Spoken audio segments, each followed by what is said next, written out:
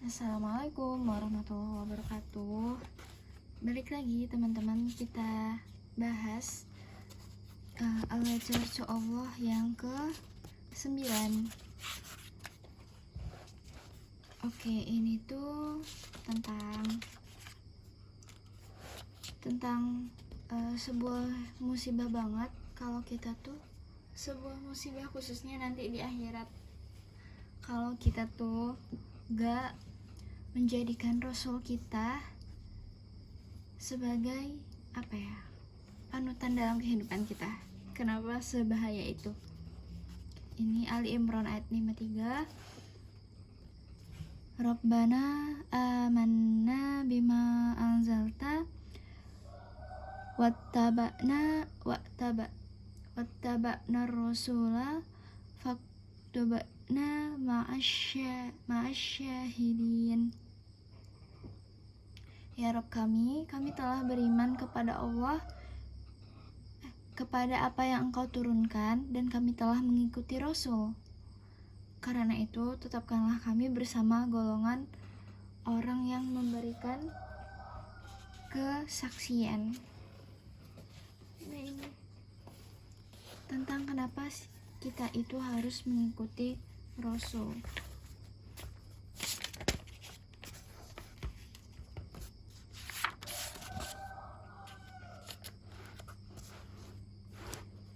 Kita masuk ke prolog. Salah satu musibah yang menimpa kaum Yahudi dan Nasrani ialah bagaimana kitab suci mereka diselewengkan dari apa yang diturunkan oleh Allah. Beda banget dengan Qur'annya yang dijaga sama Allah. Ditambah lagi dengan rusaknya para pemuka agama hingga pengkhianatan terhadap wahyu yang Allah turunkan pada kitab suci mereka.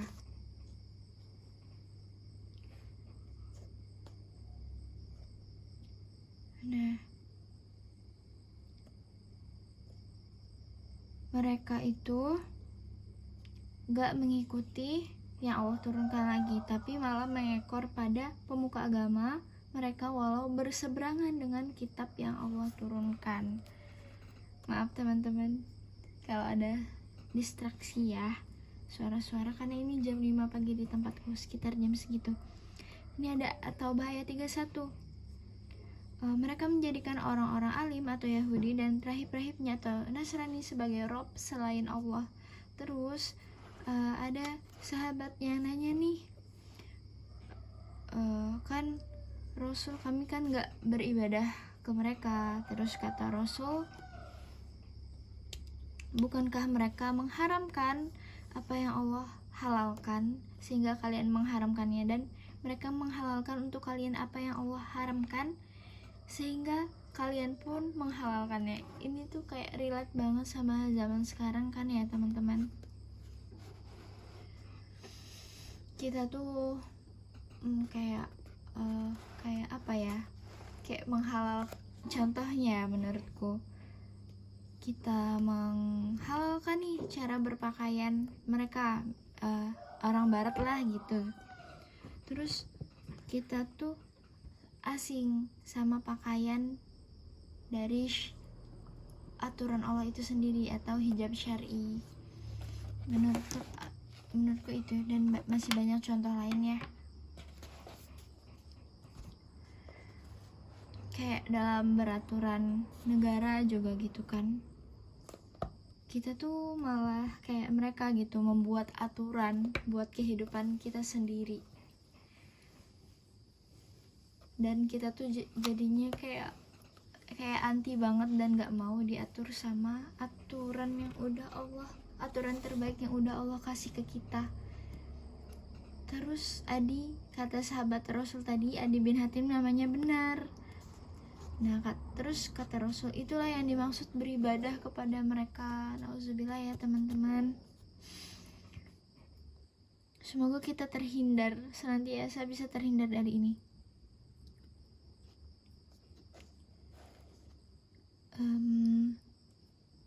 Gitu. Jadi maknanya itu ya teman-teman tadi, menaati mereka dalam mengubah hukum Allah dan mengganti syariat Allah dengan menghalalkan yang haram dan mengharamkan yang halal. Nah, itulah perbuatan ketika manusia beribadah ke mereka.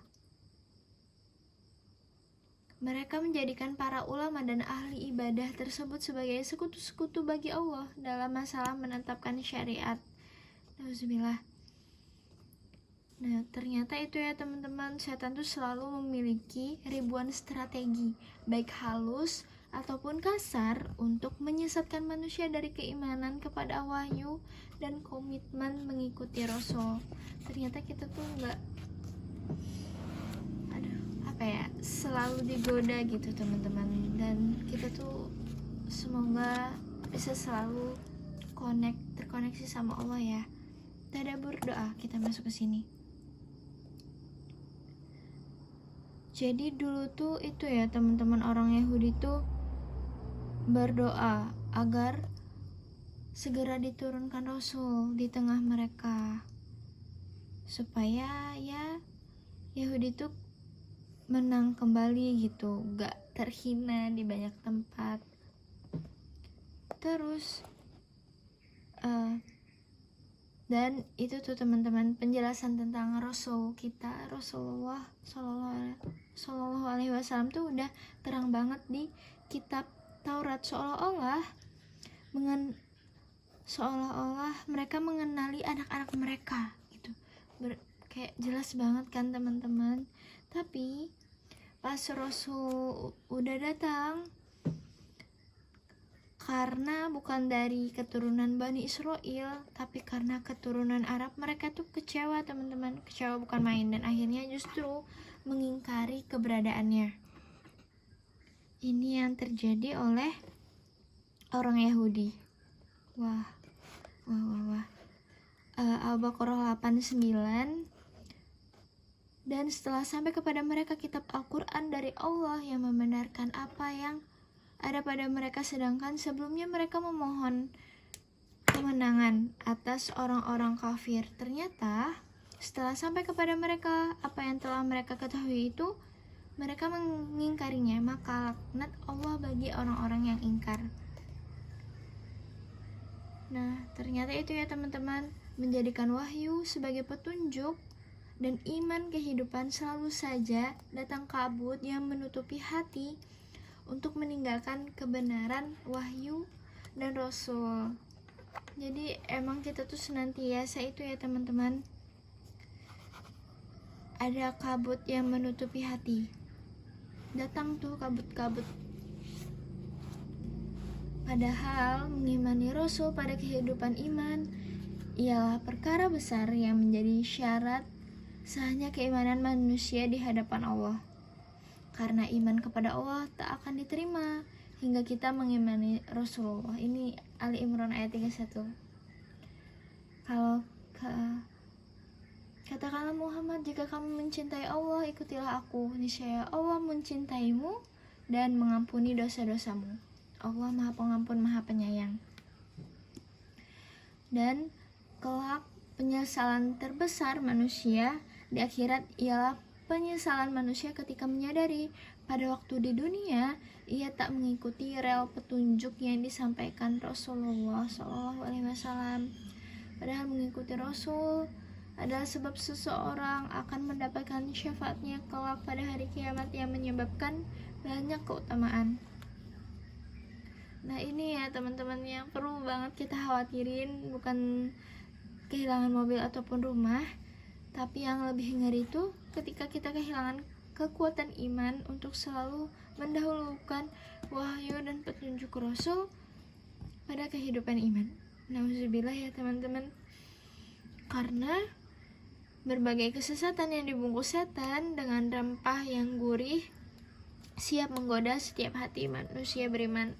Ya kok aku jadi relate, kenapa ya aku tuh susah banget gitu buat menjadikan petunjuk Allah, pedoman yang udah dicontohin Rasul tuh untuk kita lebih dahulukan, karena emang godaannya tuh selalu ada gitu, selalu kita tuh bisikan setan ya teman-teman. Dan ini kita perlu ingat ya teman-teman, kalau kita selalu mengimani wahyu dan mengimani Rasulullah SAW, maka urusan barzah dan akhirat kita tuh bakalan lapang.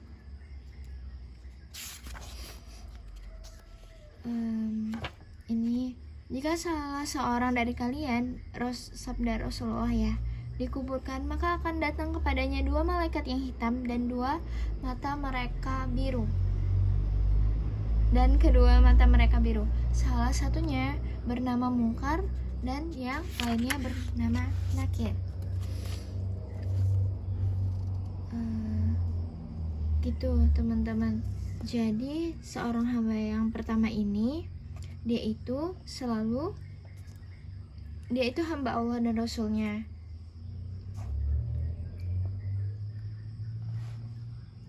Jadi selama hidupnya dia tuh itu ya, yang aku tangkap ya berarti ya, mendahulukan itu wahyu dan